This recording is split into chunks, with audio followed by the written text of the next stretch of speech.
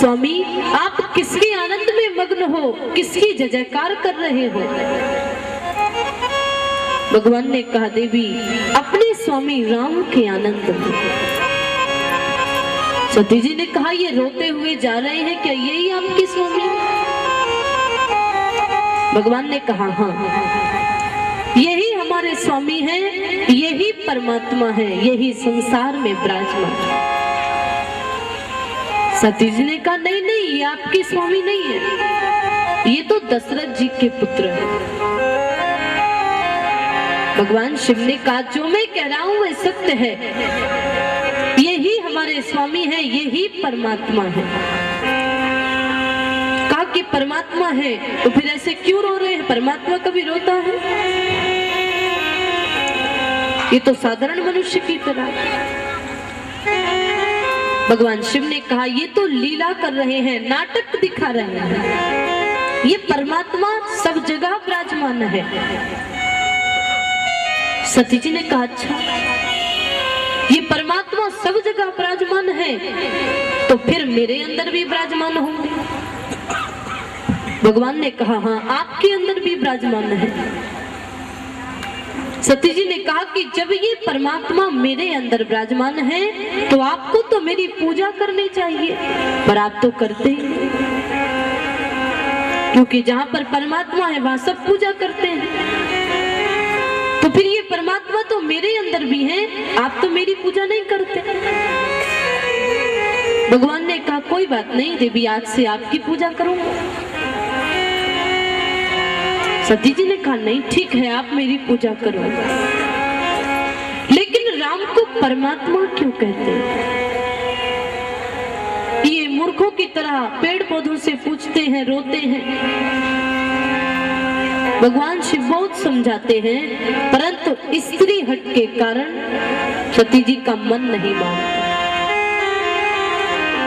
भगवान परेशान हो गए, वृक्ष की छाया में बैठ गए, कहने लगे अगर आपको संदेह है, शंका है, तो आप जाकर के परीक्षा कर लो कि ये परमात्मा है या नहीं। मैं यहीं पर बैठा हूं। गोस्वामी जी बहुत सुंदर लिख रहे हैं, जो तुम्हारे मन अति संदेह हो, जो तुम्हारे मन अति संदेह हो, जो तुम्हारे मन अति संदेह हो, जो तुम्हारे मन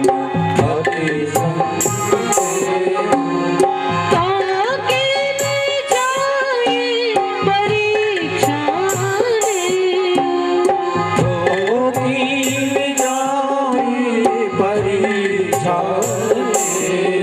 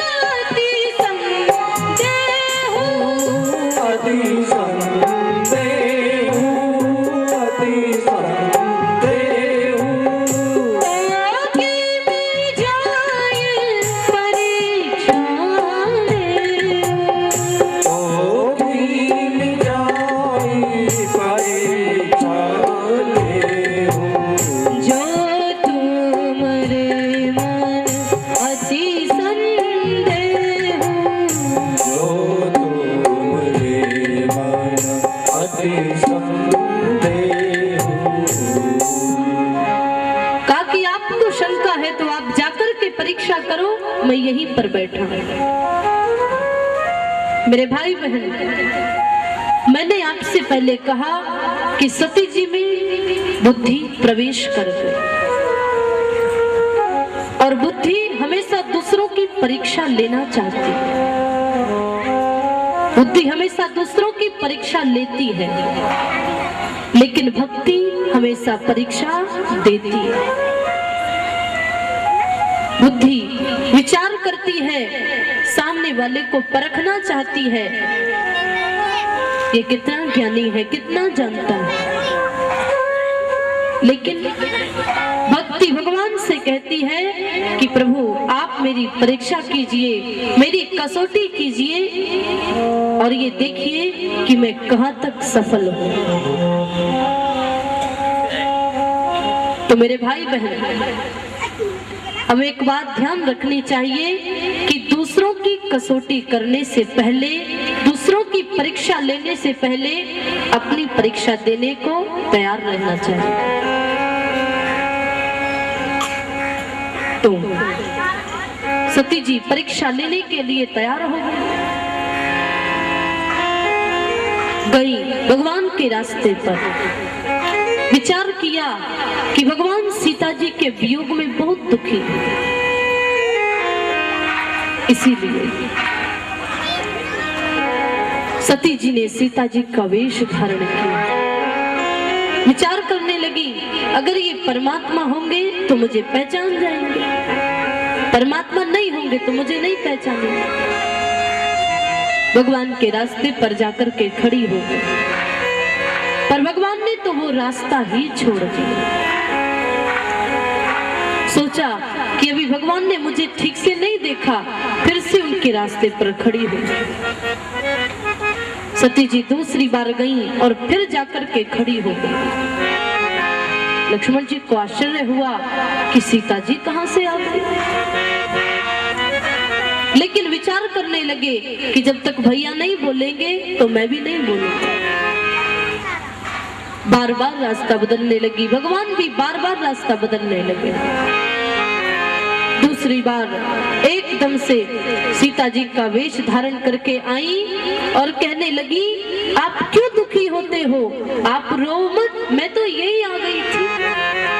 बीच में तुलसीदास जी बोलते, सती कपट जाने सुर स्वामी, सती कपट जाने सुर स्वामी, सती कपट जाने सुर स्वामी, सती कपट जाने सुर स्वामी, समदर्शी समदर्शी सब अंतर्यामी, समदर्शी सब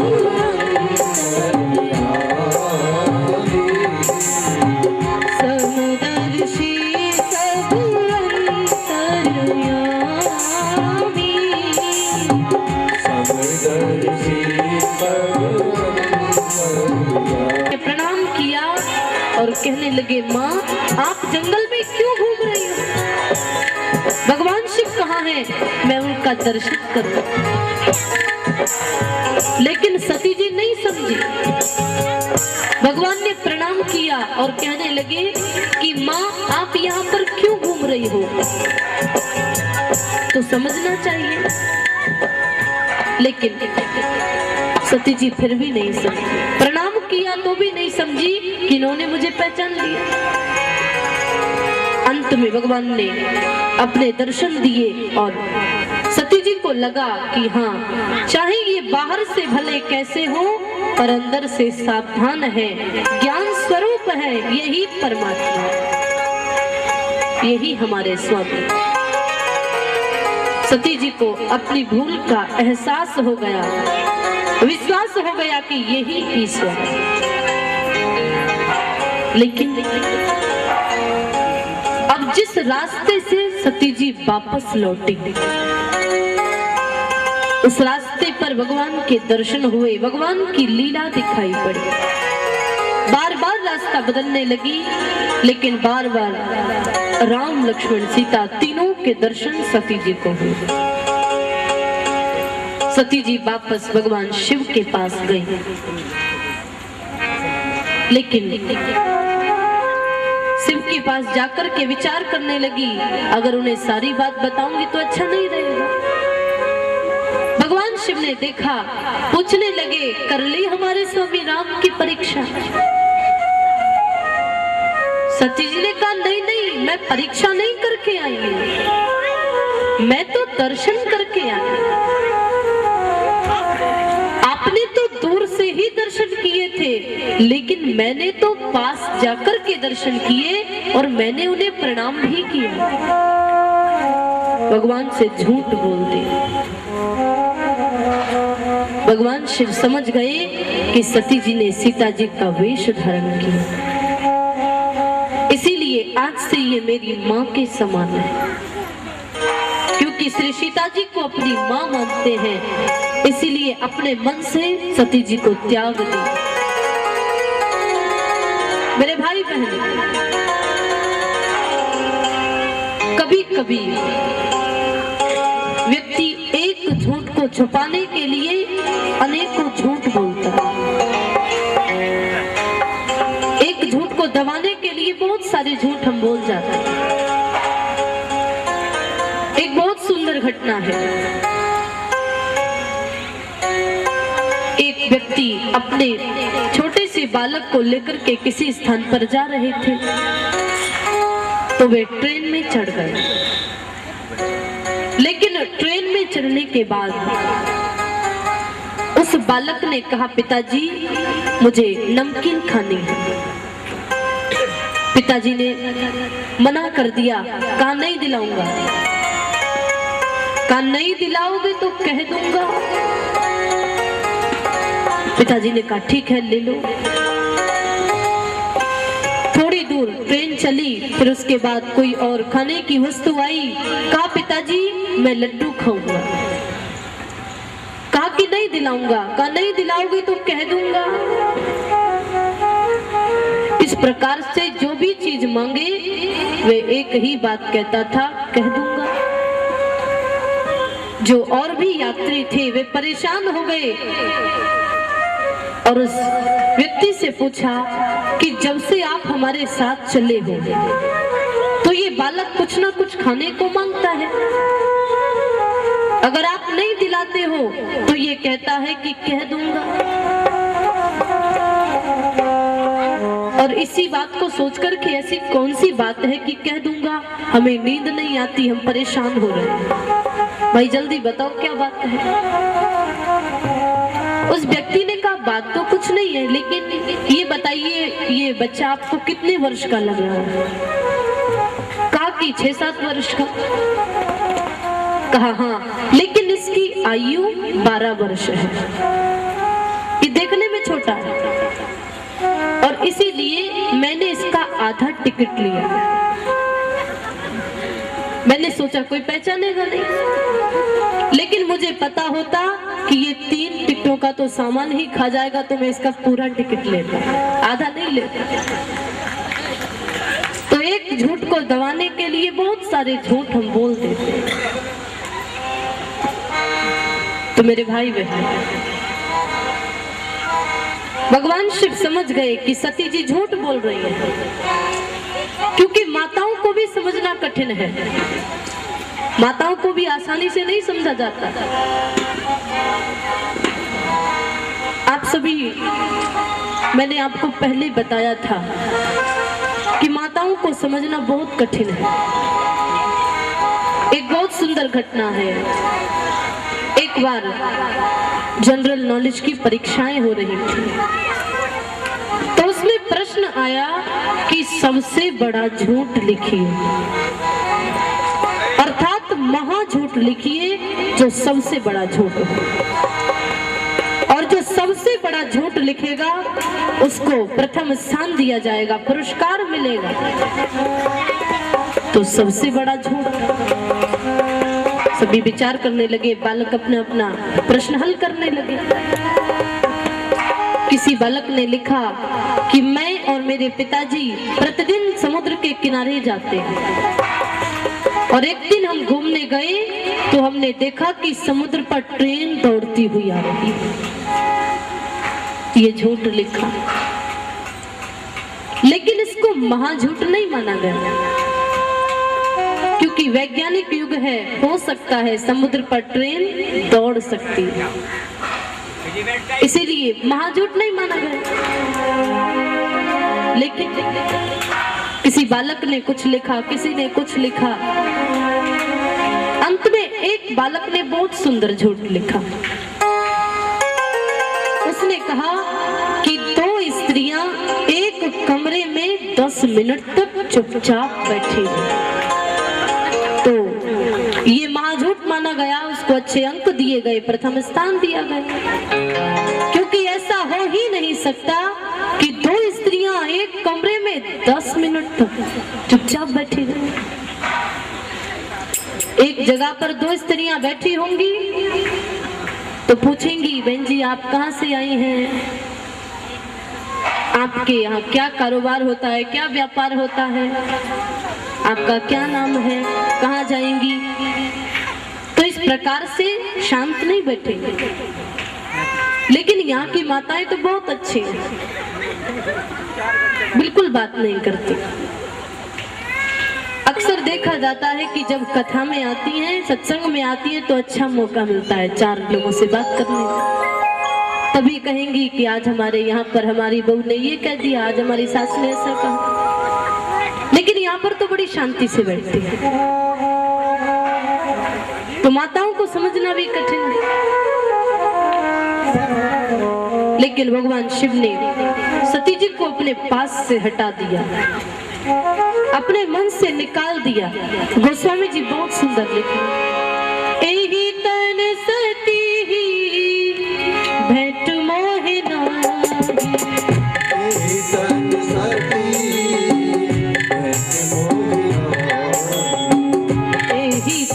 सती ही भेंट मोहे नाही, एही तन सती ही भेंट मोहे। घबराने लगे, अपने किए पर दुखी होने लगे।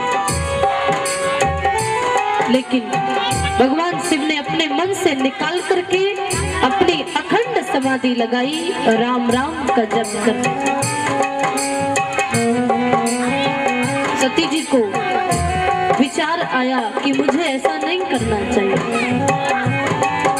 अपने पाप पर, अपने किए हुए पर रोने लगी, दुखी होने लगी। मेरे भाई बहन, पाप करने वाले को शांति कभी नहीं मिलती। जो पाप करेगा वह कभी शांत नहीं रहेगा, चाहे वह देवता हो, चाहे मनुष्य हो, चाहे राक्षस हो। अगर देवता कोई पाप करेंगे तो वह भी सुखी नहीं रहेंगे। लेकिन सती जी घबराने लगी, और भगवान ने तो अपनी अखंड समाधि लगा करके राम राम जपने लगी।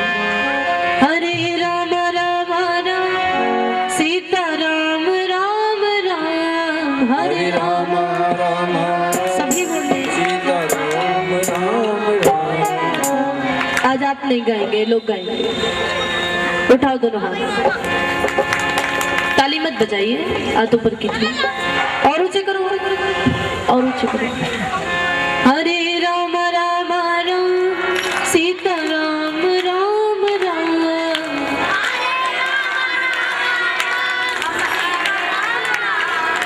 हरे राम राम राम सीता राम राम राम, हरे राम।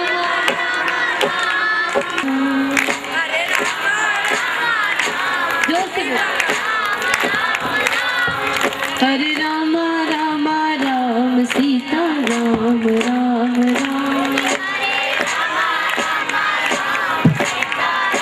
सभी बोलिए ना, हरे राम राम।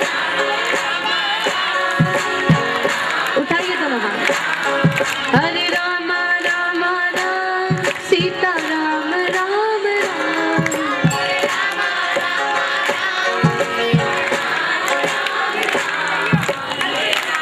आप सोचती होगी दोनों हाथ ऊपर करके क्यों तालियां बजवाती है?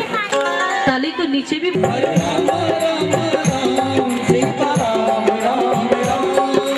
श्री कृष्ण गोविंद हरे मुरारी, हे नाथ नारायण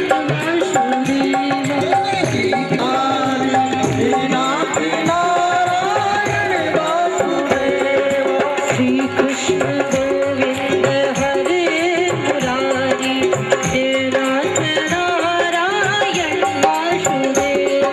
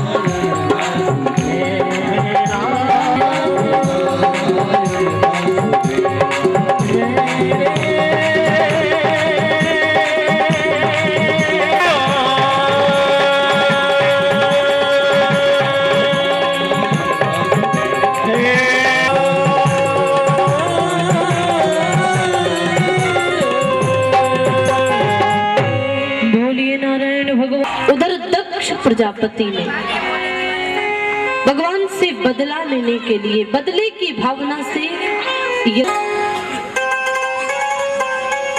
तो सभी को पता था कि भगवान को नहीं बुलाएंगे, फिर भी सभी देवता सुंदर सुंदर विमानों पर बैठ करके कैलाश के ऊपर होकर के निकलने लगे, जिससे पूछे कि तुम सब कहां जा रहे हो।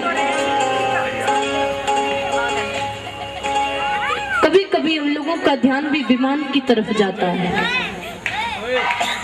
लेकिन विमान कौन सा विमान? ये एरोप्लेन नहीं, वैकुंठ वाले विमान की तरफ जाता है। क्योंकि अक्सर सुना जाता है कि अच्छे काम करोगे तो वैकुंठ में जाओगे। तो कुछ लोग कथा सुनते हुए जरूर सोचते होंगे कि अगर हम कथा का श्रवण करेंगे, सत्संग करेंगे तो हमें वैकुंठ मिलेगा, भगवान का विमान आएगा, उस पर बैठकर जाएंगे। विचार करो कि जिस दिन कथा विश्राम हो उस दिन भगवान का विमान आए और आप लोगों से कहे कि जिनको इतने सारे लोग बैठे हैं, जिसको भी वैकुंठ जाना हो अपना नाम नोट करा दीजिए, हम उसे वैकुंठ ले जाएंगे। तो बताइए कितने लोग वैकुंठ जाने को तैयार हैं? हाथ ऊपर कीजिए। किसको जाना है वैकुंठ? हाथ ऊपर कीजिए जिसको जाना हो। जिसको नहीं जाना हो मत करना। आप सभी को वैकुंठ जाना है।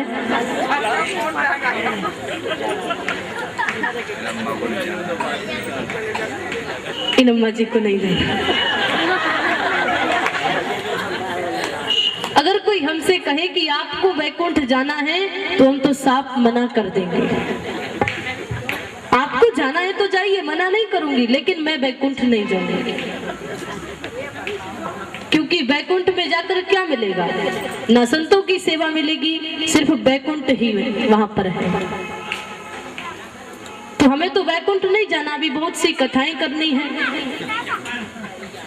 भगवान नाम का प्रचार करना है। तो अभी से वैकुंठ में चले जाएंगे तो फिर क्या करेंगे? तो आपको जाना है तो जाइए, लेकिन हम तो वैकुंठ नहीं जाएंगे, हम तो यहीं पर रहेंगे। तो आप सभी ऐसा ना सोचे कि हम वैकुंठ जाएंगे, क्योंकि जहाँ पर भगवत चर्चा होती है, जहाँ पर भगवान नाम लिया जाता है, वही असली वैकुंठ है। ये सभी सोच लें। तो सभी विमानों पर सवार होकर के निकलने लगे। निकलते हुए सती जी की नजर पहुंची, कितने अच्छे अच्छे विमान जा रहे हैं और ये देव स्त्रियां सज करके कहां पर जा रही हैं। पूछने लगी, बाहर आई, अपने इशारे से बुलाया और पूछने लगी कि तुम सब कहां जा रही हो। कहा कि आपके पिताजी बहुत बड़ा यज्ञ कर रहे हैं, हम सब वहां जा रहे हैं। क्या आपके पिताजी ने आपको निमंत्रण नहीं भेजा? देवकन्या वहां से विदा होकर के चली। सती जी ने सोचा कि मेरे पिताजी ने मुझे ही निमंत्रण नहीं भेजा। जब भगवान की समाधि खुलेगी तो भगवान से पूछूंगी। भगवान समाधि से राम राम कहते हुए उठे, एकदम से भगवान के पास गई, भगवान के बराबर में जाकर के बैठ गई। लेकिन जब अपने मन से निकाल दिया तो भगवान ने सती जी को अपने बराबर से हटा करके सामने बैठा लिया, क्योंकि बराबर का स्थान सिर्फ पत्नी का है। लेकिन वे उन्हें अपनी माता के समान मानने लगे, इसीलिए अपने सामने बैठा लिया। सती जी ने कहा, प्रभु मेरे पिताजी बहुत बड़ा यज्ञ कर रहे हैं। भगवान ने कहा, देवी इस संसार में प्रत्येक व्यक्ति कुछ ना कुछ करता ही रहता है, कभी शांत थोड़े बैठता है। कभी यज्ञ होता है, कभी जन्म होता है, कभी मृत्यु होती है। कहीं पर बड़े बड़े आयोजन होते हैं, कहीं पर विवाह होता है, कहीं मृत्यु का रोना पीटना होता है, कहीं आनंद मनाते हैं। तो इस संसार में तो प्रत्येक व्यक्ति कुछ ना कुछ करता ही रहता है। कहा कि हाँ, मैं भी अपने पिताजी के यज्ञ में शामिल होना चाहती हूँ। भगवान ने कहा, देवी, ये यज्ञ मुझे नीचा दिखाने के लिए किया जा रहा है। आपके पिताजी ने मुझे पहले भी गाली दी थी। कहा कि नहीं, मेरे पिताजी गाली नहीं दे सकते, आपने ही कुछ किया होगा। कहा कि हाँ, एक बार आपके पिताजी ब्रह्मा जी की सभा में गए और सभी उन्हें देख करके खड़े हो गए। सभी ने उन्हें प्रणाम किया, लेकिन मैं खड़ा नहीं हुआ, मैंने बैठे बैठे मन मन में ही प्रणाम कर लिया, इसीलिए उन्होंने मुझे गाली दी। सती जी ने कहा, मेरे पिताजी इस बात को नहीं समझ पाए होंगे कि आपने बैठकर प्रणाम कर लिया, आप इस बात को भूल जाइए। भगवान ने कहा, मैं तो भूल चुका हूँ, लेकिन आपके पिताजी नहीं भूले, इसीलिए वहां मत जाओ, वहां जाने से आपका कल्याण नहीं होगा। भगवान शिव सती जी को समझाने लगे। गोस्वामी जी बहुत सुंदर लिखने लगे। जरपि मित्र प्रभु पित गुरु गेहा,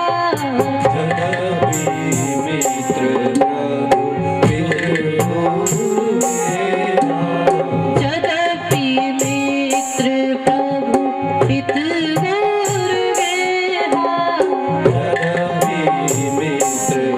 बिना बुलाए चले जाना चाहिए।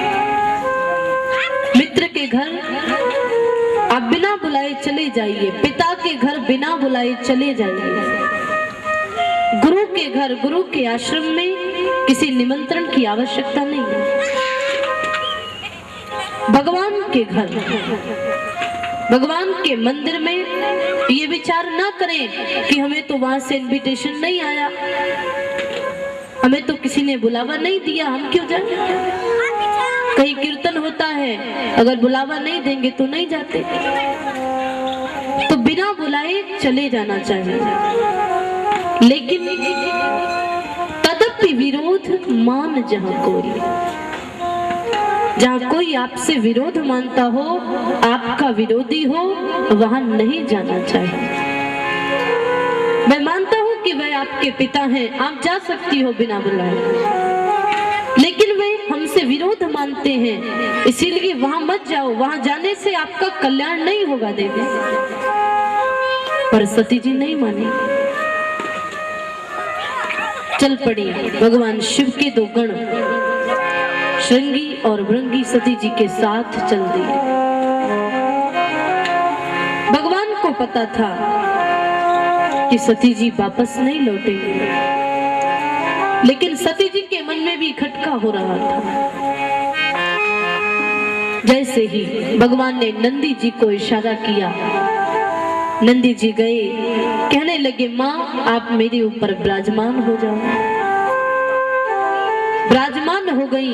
जैसे ही सती जी ने यज्ञ मंडप में प्रवेश किया, सभी देवताओं ने उठ उठ करके सती जी का सम्मान किया, सती जी को प्रणाम किया, लेकिन सती जी ने किसी की तरफ नहीं देखा, केवल अपने पिता को ही प्रणाम किया। पर दक्ष ने सती जी की तरफ देख करके अपना मुंह मोड़ लिया।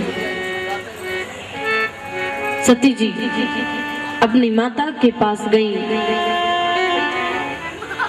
अन्य सभी सखियों से मिली। सती जी ने चारों तरफ देखा कि इस यज्ञ में सभी की पूजा हो रही है, सभी को स्थान है, लेकिन भगवान शिव को कोई स्थान यहाँ पर नहीं है। भगवान शिव के लिए तो एक सुपारी भी नहीं रखी गई है।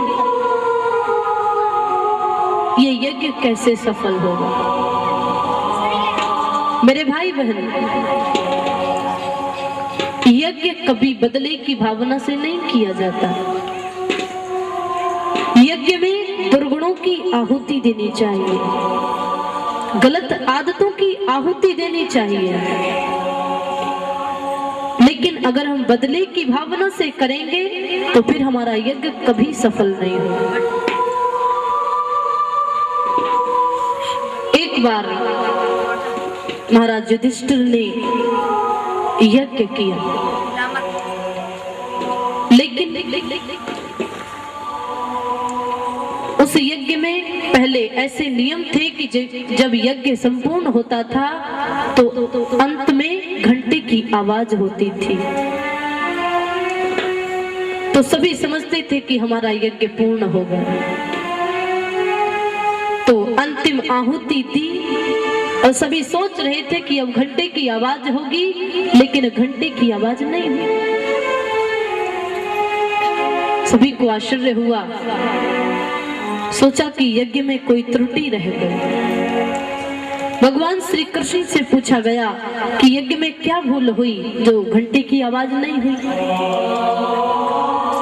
भगवान ने कहा, मुझे लगता है कोई भूखा रह गया, किसी ने भोजन नहीं किया। कहा ठीक है, अर्जुन को बुलाया और कहा कि जाओ देख कर के आओ किसने भोजन नहीं किया और उसे भोजन कराओ, हमारा यज्ञ अपूर्ण है। अर्जुन रथ पर सवार होकर के चल पड़े। चलते चलते गांव के बाहर जाकर के देखा कि नदी के किनारे पर एक संत बैठे हुए थे जिसने भोजन नहीं किया। तो कहने लगे, बाबा आप चलिए और भोजन कीजिए, हमारा यज्ञ पूर्ण कीजिए। लेकिन संत ने कहा, देखो जो 100 यज्ञों का पुण्य कृष्णार्पण करेगा, मैं उसके यहाँ एक समय का भोजन लेता। अर्जुन ने कहा, बाबा अभी तो हमारा एक ही यज्ञ पूर्ण नहीं हुआ, तो 100 यज्ञों का पुण्य कहां से अर्पण करें। कहा ठीक है, कोई बात नहीं, आप जाइए, मैं यहाँ पर ठीक हूँ। बहुत निवेदन किया लेकिन नहीं माने।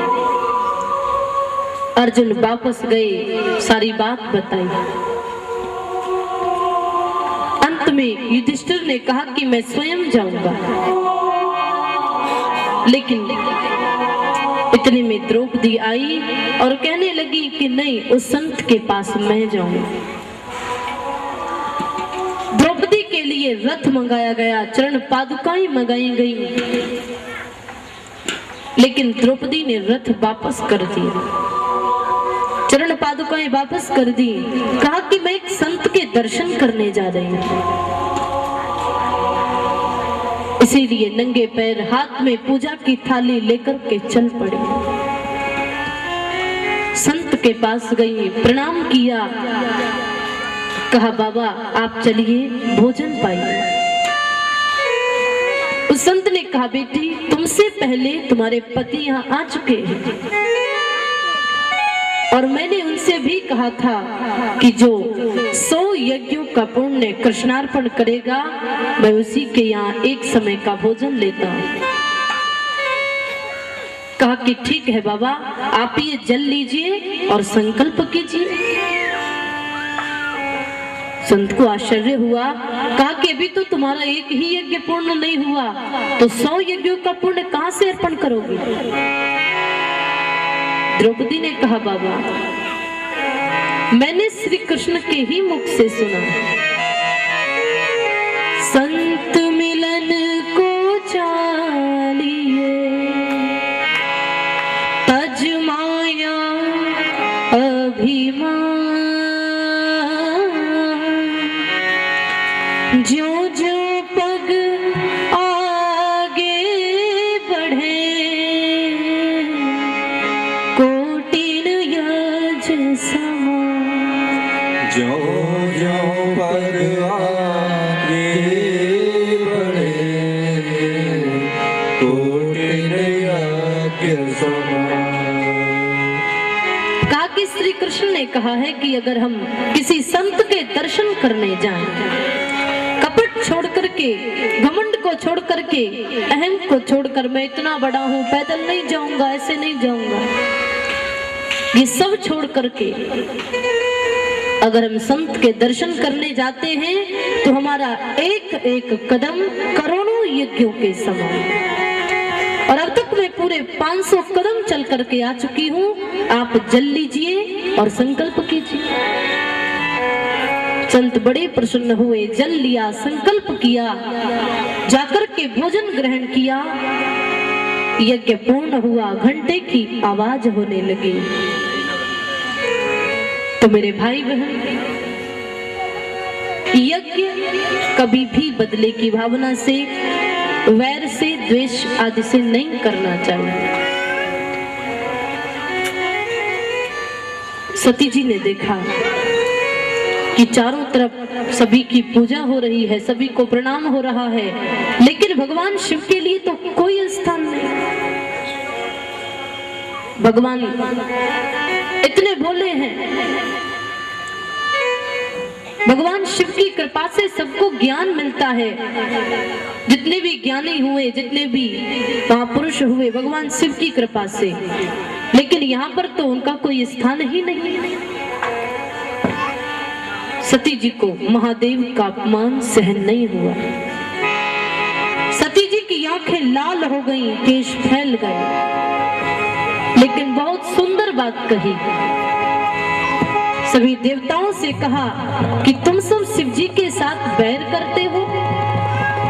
भगवान शिव की कृपा से ज्ञान मिलता है, भक्ति मिलती है, मुक्ति मिलती है, लेकिन काम सुख में पड़े हुए लोग शिव तत्व को नहीं समझ सकते।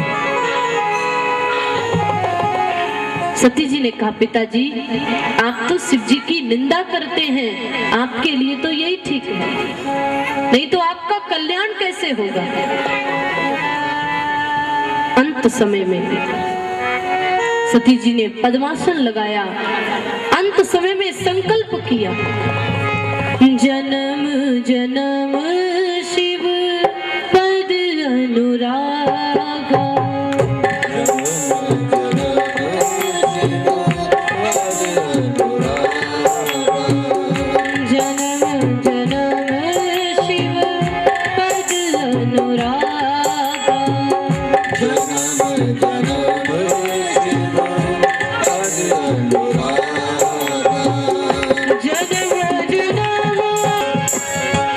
सती जी विचार करती है, मैं एक पतिव्रता हूँ, मैंने आज अपनी पति की आज्ञा नहीं माना, उनकी आज्ञा का उल्लंघन किया, इसीलिए मुझे शरीर को त्याग देना चाहिए, जला देना चाहिए। दाहिने पैर के अंगूठे से योग अग्नि प्रकट हुई, सती जी का शरीर जलने लगा। नारद जी देखने लगे, देख करके आश्चर्य में पड़ गए, दौड़ते हुए कैलाश पर गए और यज्ञ की सारी घटना बताई। लेकिन भगवान शिव हंसने लगे। नारद जी ने कहा, प्रभु आप तो ऐसे हंस रहे हैं जैसे कुछ हुआ ही नहीं। महाराज दक्ष को दंड दो, लेकिन भगवान शिव ने मना कर दिया,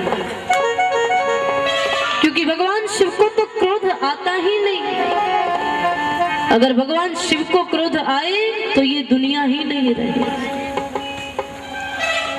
लेकिन नारद जी ने सोचा कि भगवान सब कुछ सहन कर सकते हैं, पर अपने सेवक का अपमान सहन नहीं कर सकते। तो भगवान से बार बार कहता हूं, दक्ष को दंड दो, पर मानते ही नहीं, तो कुछ नमक मिर्च मिलाने चाहिए। तो नारद जी ने कहा, प्रभु आपके गणों को पीटा गया है, उनका अपमान किया गया है। तो भगवान अपना अपमान सहन कर सकते हैं, पर अपने भक्तों का सहन नहीं कर सकते। भगवान शिव को बहुत क्रोध आया। भगवान ने वीरभद्र की भावना करी, वीरभद्र का क्रोध देख करके नारद जी घबराने लगे। भगवान शिव ने वीरभद्र को आज्ञा दी, जाओ वीरभद्र, अभी प्रलय का समय नहीं आया, जाओ दक्ष का सर काट दो, यज्ञ नष्ट कर डालो। वीरभद्र ने आज्ञा का पालन किया, दक्ष का सर काट दिया, यज्ञ नष्ट कर डाला। बोलिए शंकर भगवान की। लेकिन भगवान शिव का क्रोध शांत नहीं हुआ। सभी देवता भगवान की स्तुति करने लगे, भगवान को मनाने लगे। आइए हम भी भगवान शिव के चरणों में प्रणाम करें।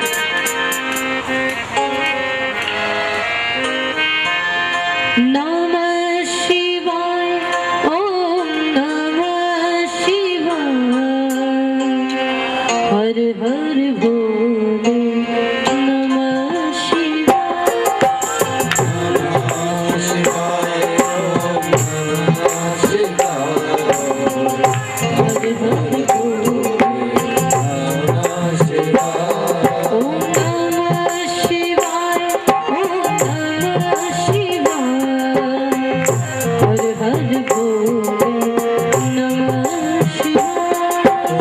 नमः शिवाय, ओम नमः शिवाय,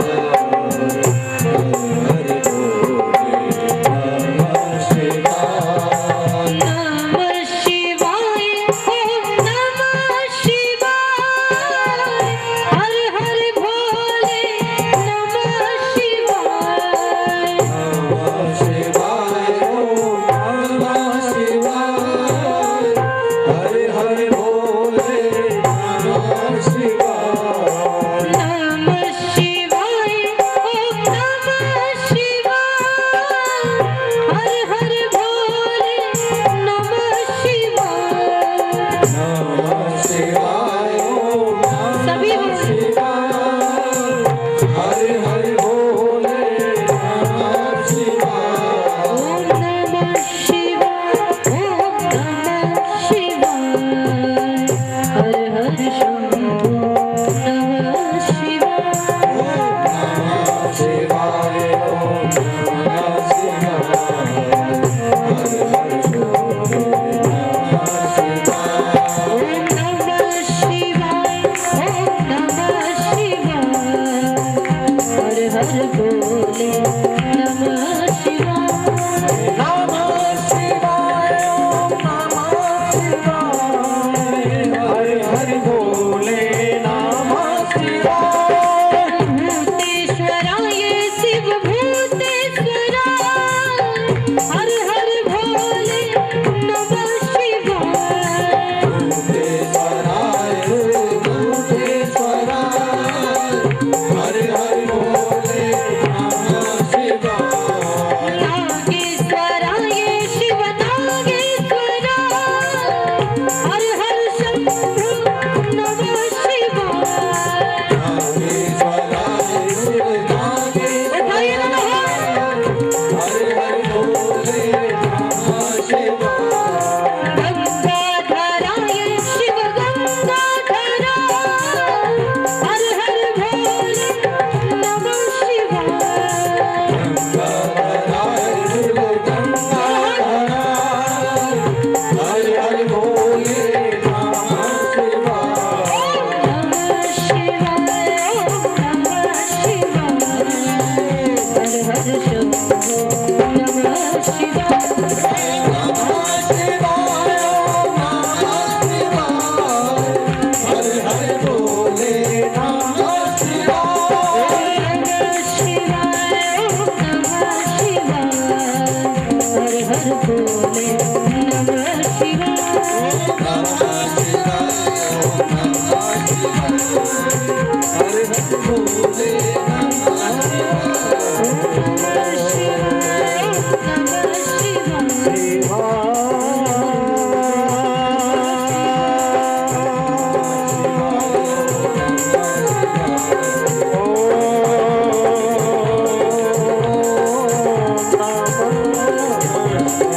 का प्रयास किया, लेकिन जब सभी भगवान शिव को दक्ष के यज्ञ में ले गए। वहां जाकर के भगवान का क्रोध शांत हुआ। तो भगवान बहुत भोले हैं, भगवान को दया आई और दक्ष प्रजापति के बकरे का मुंह लगा करके जीवित कर दिया। दक्ष प्रजापति ने अपना यज्ञ पूर्ण किया। हरिद्वार के पास एक कनखल नाम का स्थान है। उस स्थान पर दक्ष प्रजापति ने यज्ञ किया, इसीलिए उसे दक्षेश्वर भी कहा जाता है। केदारनाथ जाते समय गौरी कुंड आता है, क्योंकि जब सती जी पार्वती के रूप में हिमालय के यहाँ प्रकट हुई, जन्म लिया, उस समय श्री नारद जी हिमाचल के यहाँ पर पधारे। तो नारद जी को प्रणाम किया, सम्मान किया और कन्या को लाए। कहने लगे, गुरुवर आप इसकी हस्त रेखाएं देख करके कुछ बताइए। नारद जी ने उस कन्या की हस्त रेखाएं देखी। कहने लगे, इस कन्या के 3 मुख्य नाम होंगे। वैसे तो ये कन्या अनेक नामों से जानी जाएगी, लेकिन मुख्यतः 3 नाम होंगे, उमा, अंबिका, भवानी। ये सुनकर के सभी बहुत प्रसन्न हुए। कहा कि बाकी सब तो ठीक है, लेकिन इस कन्या की एक रेखा ठीक नहीं है। पूछा क्या? कहा कि इस कन्या का जो वर होगा उसका घर नहीं होगा, ना ही वस्त्र पहनता होगा, ना ही शरीर पर कुछ धारण करता होगा, पेड़ के नीचे रहता होगा, पहाड़ों पर रहता होगा और सर्पों के साथ खेलता होगा, शरीर पर भस्म लगाता होगा। इस प्रकार से बताने लगे। ऐसा सुनते ही सभी डर गए। मैना के नेत्रों से जल बहने लगा। कहा कि इतनी सुंदर कन्या और उसका विवाह ऐसे व्यक्ति के साथ, क्या ये मिट नहीं सकता? इसका कोई उपाय नहीं है? नारद जी ने कहा, इसका बस एक ही उपाय है। ये सारे गुण जो इसकी रेखाओं में लिखे हैं, ये सिर्फ भगवान शिव में ही है। अगर ये कन्या भगवान शिव की तपस्या करे तो इसे भगवान शिव प्राप्त हो सकते हैं। ये पार्वती जी सुन रही थी, लेकिन जैसे ही माता पिता ने सुना तो विचार किया, ठीक है भगवान शिव के साथ विवाह हो जाएगा। तो पार्वती जी को बताने के लिए गई। इतने में पार्वती जी स्वयं कहने लगी, कहा माँ, मैंने एक स्वप्न देखा कि एक गौर ब्राह्मण मुझसे कह रहा है कि तुम जाओ और भगवान शिव की तपस्या करो। माँ, मैं तपस्या करने के लिए जाऊं? पार्वती जी तपस्या करने के लिए जंगल में चली गई। पार्वती जी ने 15,000 वर्ष तपस्या की, लेकिन पार्वती जी की अनेक प्रकार की परीक्षाएं ली गई। सप्त ऋषि भी पार्वती जी की परीक्षा लेने के लिए आए। तो केदारनाथ जाते समय जो गौरी कुंड आता है, वहां पर पार्वती जी ने तपस्या की। तो सप्त ऋषियों ने पूछा कि तुम इतनी छोटी उम्र में तपस्या क्यों कर रही हो? तो पार्वती जी ने कहा कि मैं भगवान शिव से विवाह करना चाहती हूँ, उनकी प्राप्ति के लिए। सप्त ऋषियों ने कहा, ये शिक्षा तुम्हें किसने दी कि तुम तपस्या करो? कहा कि मेरे गुरु नारद जी ने। कहा तभी तो स्वयं का विवाह हुआ नहीं है तो दूसरों को ऐसी शिक्षा देगा। अरे तुम्हें तपस्या करनी है, विवाह करना है तो भगवान विष्णु के साथ करो। कितने सुंदर है, उस शिव की तपस्या क्यों कर रही हो जिसके पास ना तो रहने को मकान है, ना खाने को भोजन है, ना पहनने को वस्त्र है, तो तुम कहां से पहनोगे? भगवान विष्णु की तपस्या करो। लेकिन पार्वती जी बहुत सुंदर बोली, जन्म कोटि लगी रग हमारी, जन्म कोटि लगी रग हमारी, जन्म कोटि लगी रग हमारी, जन्म कोटि लगी जन्म पेट लगी रगर हमारी, बरहु संभलत रहो कुंवारी, जन्म कोटि लगी रग हमारी, बरहु संभलत रहो कुंवारी, बरहु संभलत रहो कुंवारी, बरहु संभलत रहो कुंवारी, बरहु संभलत रहो कुंवारी, जन्म कोटि लगी रगर हमारी। बरहु संभलत रहो कुंवारी, जन्म कोटि ही करूंगी, अन्यथा पूरी जिंदगी कुंवारी ही रहूंगी। सप्तऋषि पहचान लो, का ठीक है, तुम्हारी तपस्या सफल होगी, भगवान शिव तुम्हें प्राप्त हो। इसीलिए जब आपके पिताजी आपको बुलाने के लिए आए, आप वापस चले जाओ। पार्वती जी हर समय भगवान से प्रार्थना करती रहती कि आप ही मुझे पति रूप में प्राप्त हो। लेकिन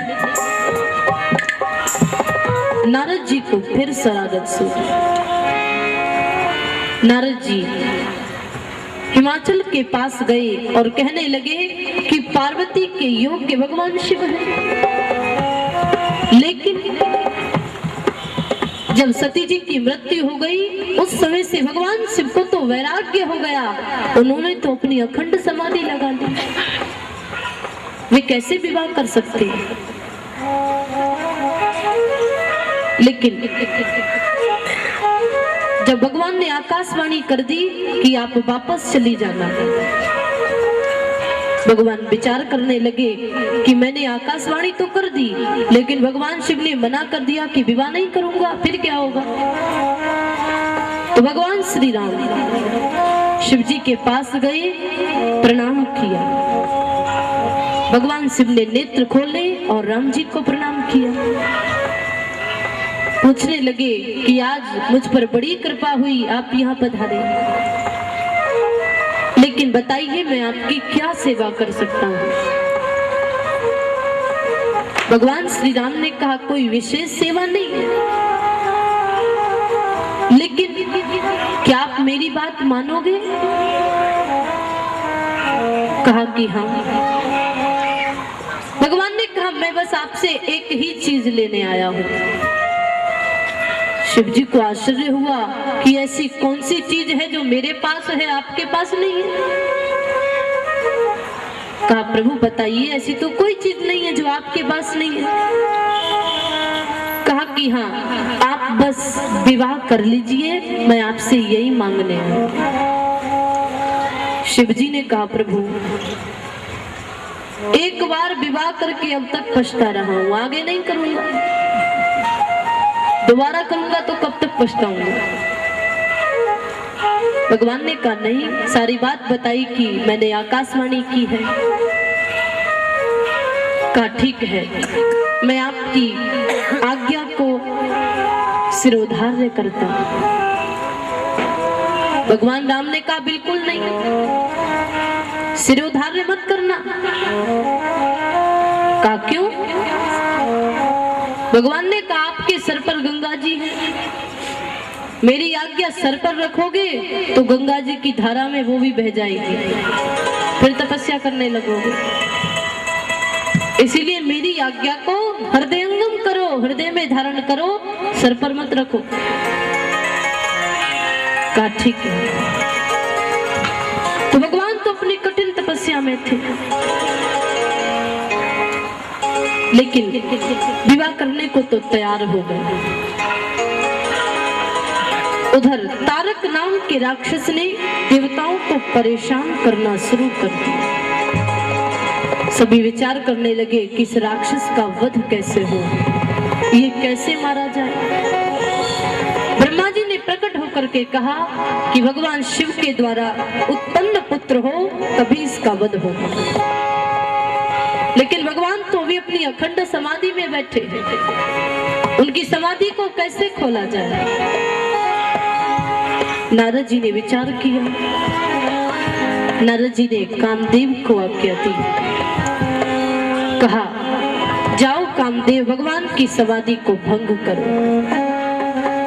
कामदेव ने जैसे ही अपना चरण पृथ्वी पर रखा तो सभी काम के वश में हो गए।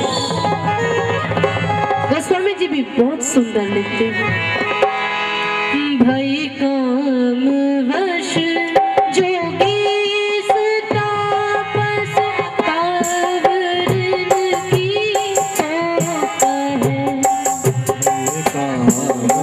तो पुरुषमय देखने लगे। सभी पुरुष इस संसार को स्त्रीमय देखने लगे। देखई चराचर नारी में जे ब्रह्ममय देखत रहे। जो हर समय चारों तरफ जिन्हें ब्रह्म ही नजर आता था, वे चारों तरफ नारी को देखने लगे। ये संसार स्त्रीमय लगने लगा क्योंकि काम आ गया।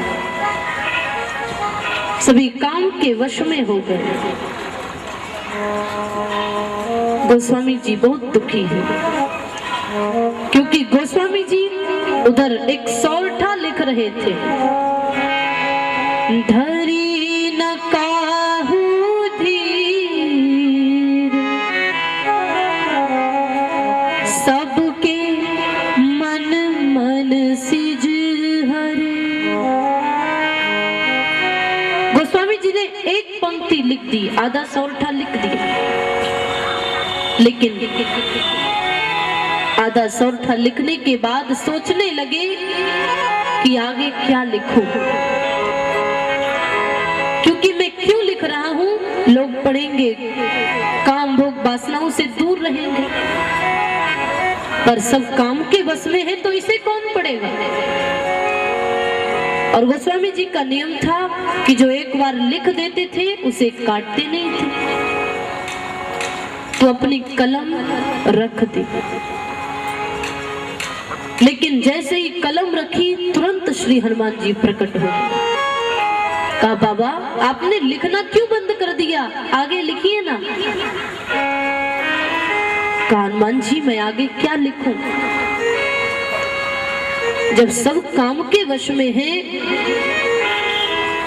सारा संसार काम के वशीभूत हो गया, सारी स्त्रियां इस संसार को पुरुषमय देख रही हैं, सभी काम के वश में हैं, तो फिर इसे लिखने से क्या फायदा, मैं आगे क्या लिखूं। हनुमान जी ने कहा मैं लिखवाता हूं, बताइए आपने पहली पंक्ति क्या लिखी। गोस्वामी जी ने कहा धरी